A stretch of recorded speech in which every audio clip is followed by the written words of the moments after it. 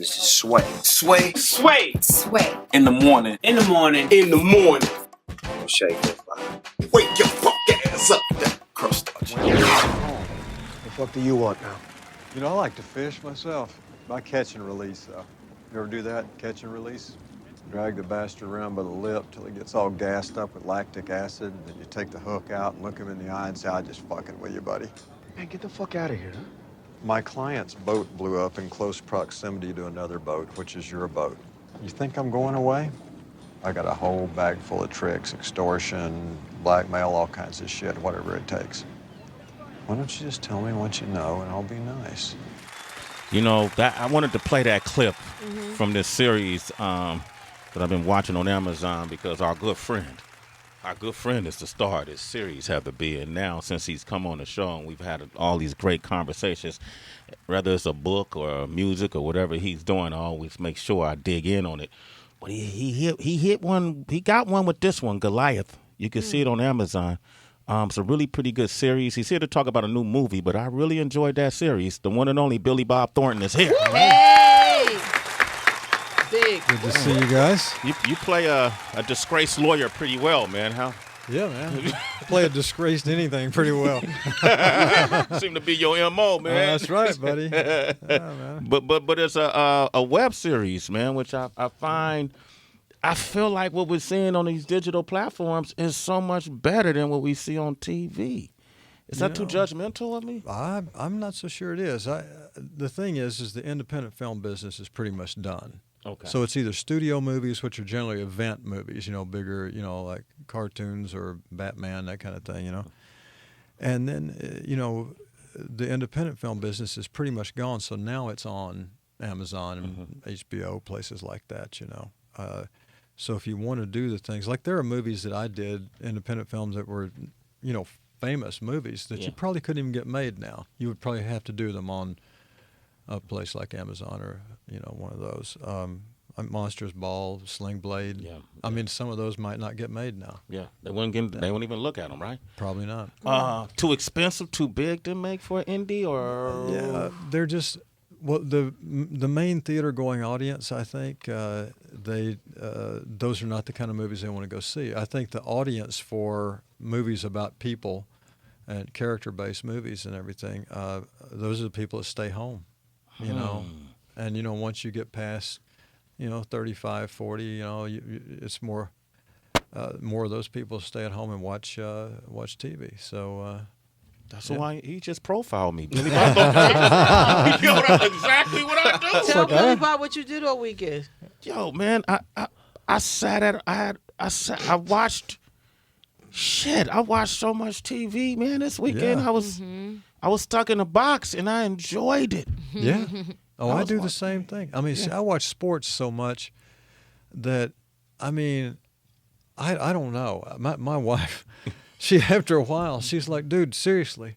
I mean, it's like you've watched football, basketball, and baseball today. Now you're watching stuff that happened in 1965 on the Classic Channel. Hilarious. And now, look, I watch girls' college softball. I watch everything, you know what I mean? And so she said, how can you watch so much sports? I said, well, see, when you're watching sports, you can get lost in it, and you have something to root for, and all this kind of thing, as opposed to in my business, sometimes when I'm watching a movie, I'm either hypercritical of it, or you start thinking too much about the technical aspects of it, or whatever, or I get depressed, watching some hard story, whatever it is. And then, watching sports gives me a release and everything, and I don't know. You don't escapism, man. Yeah, I wanted to ask you about sports because I know you're a big baseball fan, and this year with the World Series, with so many different historical things attached to it, who did you root for being a Cardinals fan? Honey, it was hard. It was hard. Right? It was so hard.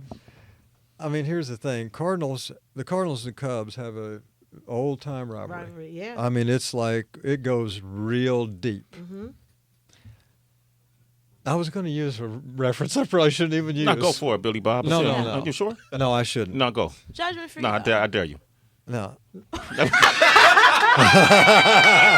Oh man, you grown. See, here's a difference in 10 years ago and now.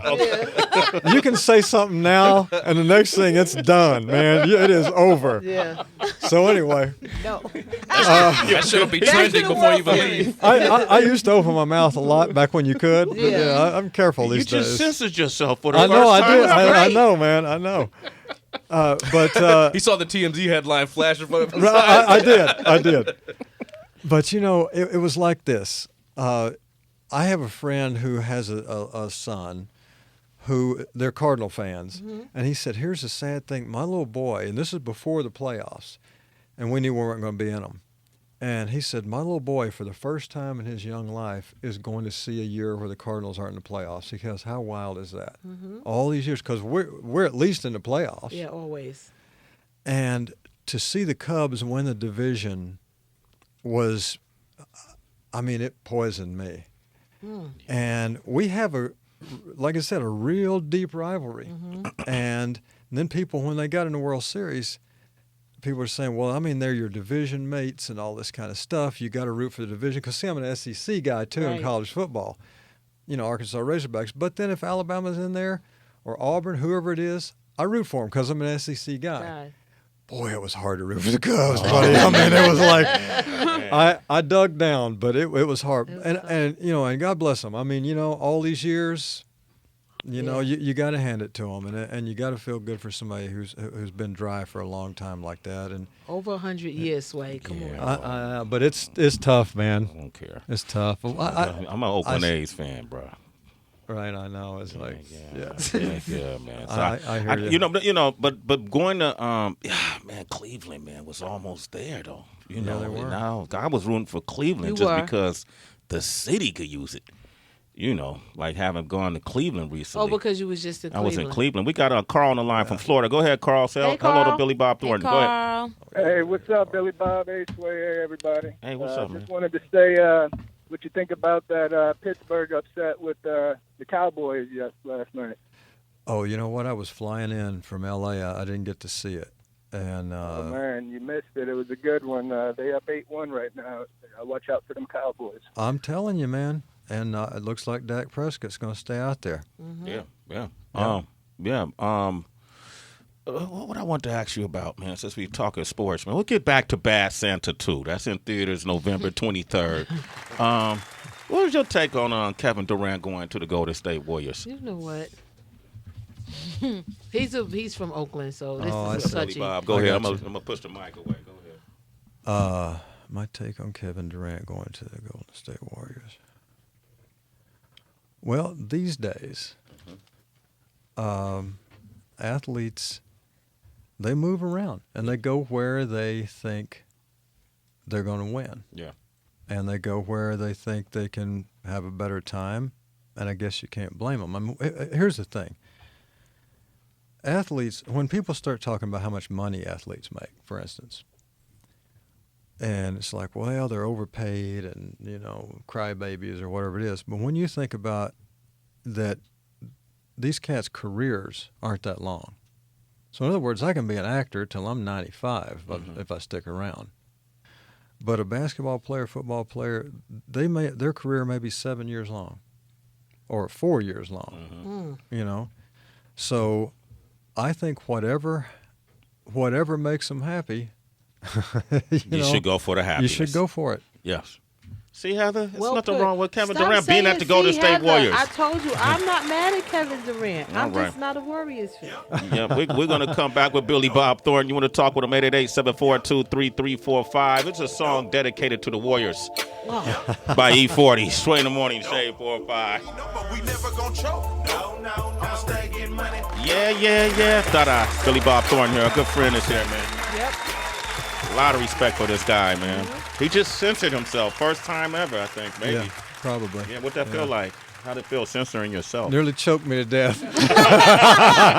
That's real. It got caught about right there. You did kind of have problems with it. This is these are some incredible times. We're starting to find out so much about our country. The presidential election had a lot to do with it. Brought out a lot of opinions, one way or the other. But I think it's great to have these conversations regardless of what people's politics are. Dave Chappelle just actually hosted Saturday Night Live, and you didn't get a chance to see it. Huh? I didn't. No. I've been out here promoting things, man. Yeah. I haven't been able to see anything. Yeah, but you've known him for how long? Have you known Dave Chappelle? You know what's funny? I knew Dave back when he had a little talk show, like on one of those, like the UPN network, something like that, local, LA station, a little talk show, a long time back. And I was on his show, and he, I mean, a matter of fact, I think it was one of the shows that, he didn't get all the A-listers on and stuff. This is back when Dave wasn't a big deal yet. He'd been in stand-up, but after I did Dave's show, I loved him. I thought he was such a cool guy to be around. And after that, he got hold of me a little bit later, and he said, "Hey, man, look, you don't have to do this if you don't want to, but I didn't want to do this without asking you." So I'm doing a movie. It's the movie Half Baked, about the cats that sit around and smoke pot all day, and got the horse high in the movie. And he said, "We have a pipe that we smoke out of in the movie called Wesley Pipes." and he said, "But when we want to really get stoned, we're going to use a bong, and we want to call it Billy Bong Thornton." And he said, "Is that cool with you?" And I said, "Yeah, man, go for it." So in the movie, their bong is called Billy Bong Thornton. Yeah. So, yeah. That's awesome. That's a great ass story, man. I'm gonna play you back a clip of a piece from his monologue at SNL, which easily most watched SNL probably of all time, if I'm not mistaken. If not, it will be. And get your take on this. I know it's been a long time. It's been a long time, so please be patient. I didn't know that Donald Trump was going to win the election. I did suspect it. Seemed like Hillary was doing well in the polls, and yet I know the whites. You guys aren't as full of surprises as you used to be. The whites were furious. We've never seen anything like it. I haven't seen white people this mad since the O.J. verdict. It was a split screen with white people on both sides. Ah! Yo, but were white people that upset? I'm white. No, I wouldn't have never. No, Really like, damn, you asking me like I'm different? I'm other? I'm part white. Other. Yeah. No, man, yeah, it's Dave, he can tear it up. Yeah. And I can't wait to hear what Chris Rock has to say too. 'Cause Chris, did you cats ever see the tape that Chris Rock did? I don't know if it's just on the internet or what, but it's the one he did called "How to Not Get Your Ass Beat by the Police." Oh, it was a clip. I think he did a clip. clip. Have you seen that thing? Yeah, I think it's he did a clip. hysterical. Yeah. If you haven't seen it, you got to see this. It's, No, I haven't seen it. one of them is like, he goes, all the rules to not get your ass beat by the police. He goes, first, get a white friend. And it was never go out with a mad woman. Uh-huh. Like if your girl's mad at you, Yeah. don't take her out with you if you're smoking weed. No. Oh, the weed. Because she will give you up just like that. And Just like that. Oh, yeah. He got his deal with Netflix, two episodes, right, for $40 million. Yeah. Or something, Wow. $40+ million. I can't wait to hear what he has to say. Billy Bob Thornton is here. The movie is Bad Santa 2. In theaters, November 23rd. Now, DB, if you recall, he's our movie expert. Yeah. I got to see the movie There early. it is. There it is. Got to see the movie early. Way to go, man. One of the major perks of my job. And I was just wondering because Thurman Merman, he actually appears just looking like an older version of himself, which he is. And I read that he actually ate like crazy amounts of food to gain weight because he actually became skinny over the years. And so you guys were filming in Montreal, I believe. And, That's right. And so he had to just eat a whole bunch of greasy food and stuff just to gain the weight back. Absolutely. He gained 55 pounds, I think it was. And he had been, and he had been working out and gotten fit. He graduated college. His life was going great, and then we called. So something I wanted to know also while I was watching that just kind of hit me was in certain scenes where you have like the kids sitting on your lap, and you're playing Santa and everything, do you overdub some of the like really harsh shit that you say because you don't want to say it to them directly? Like I don't know if that was just something that. Oh no, this is it's full octane, man. Yeah, you can't overdub that stuff. You know, the kids. If anybody's gonna get damaged from that, the parents are to blame because they bring them down there. You know what I mean? Yeah. They're standing right there. I want my kid to be in a movie. All right. Okay. But so you know, on the first movie, I remember the first week or so when we were doing the Christmas scenes, I would go over to the parents and say, "Hey, look, I'm sorry about this. It's just a movie, and they would, they were all cool. They said, "Yeah, we understand." And every now and then I'd apologize to one of the kids. Say, "Listen, I'm gonna have to say some real mean things to you here, so just know that I'm not really like that, And I don't think half the time they even knew what I was saying, and especially in Montreal. Because some of those kids spoke French, and they would just learn their lines in English, so I could say whatever I wanted to, Fuck you. Unless I said it in French. It's like, pardon my French. Yeah. Billy Bob Thornton is here. We got TJ from Milwaukee on the line. TJ, what's up? What up, Sway? What's up, man? Say hello to Billy Bob Thornton. What up with you, Billy Bob Thornton? Hey, man, what's up? Hi. Hey, I just wanted to ask you about Bernie Mac. You know what I'm saying? I know you probably can't talk too much about the plot of the movie or whatever like that. You know what I'm saying? Y'all gonna throw something about Bernie back up in there and why don't you share a story about Bernie Mac from the previous Bad Santa, man? Because I was in Chicago yesterday. That's Bernie. That's our home, the city Bernie Mac's home, man. And it's like Harold Washington, Walter Payton, Michael Jordan, and Bernie Mac. You know what I'm saying? Okay. So, I hear you. Okay, go ahead, man. Yeah, man. Well, first off, Bernie was a great dude. I loved him. He was a terrific cat to be around, and terrific actor, performer. And we all miss him a lot, as well as John Ritter. John Ritter was in that one too, and John's gone too. So losing Bernie and John was one of my best friends. So it was a hard thing, and hard to come back and do a movie and think about them not being there.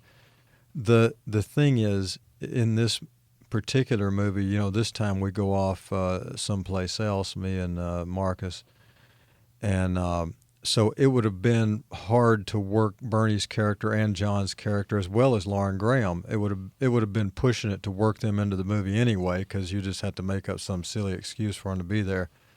But I got a feeling there's going to be a little tribute anyway, because those guys were such a part of that first movie. And in terms of a story on Bernie, I can tell you this one. He had an assistant there on the set, and I had an assistant who I still have. She's been with me for, 16 years now. And so she and I used to do this thing in front of Bernie. We didn't tell him we were joking, and I would boss her around and say stuff to her that you'd get sued for normally. And we would always do it close to Bernie. And I'd say, damn, bitch, come here a minute. Did I tell you to get me a coffee or what? I said, where is it? I don't see it. It's not sitting on my chair, is it? And she said, oh, I'm so sorry, sir. I'll go get it right now. So we did this whole act, totally pretending. And one day, and Bernie would watch it, and, Bernie would kind of, his eyes get big. He'd look over there at me. And then finally one day he called me aside, and he said, dude, I got to ask you something. He goes, how do you get your assistant to stick around and do all that stuff for you that way when you talk to her that way? And I said, no, go ahead. I said, you try it with her. She'll do whatever you want. And Bernie said, really? I said, yeah, if you ever need her, just tell her to do something. And so a couple of days later, Bernie's assistant wasn't around, and she came around, and Bernie said, honey, could you do me a favor? I left my tie down in the dressing room there. Could you go get one of the PAs and tell them, ask somebody to go get it for me? And my assistant, who I'd already schooled on this, I said, here, if this happens, here's what you do. And she told him to fuck himself.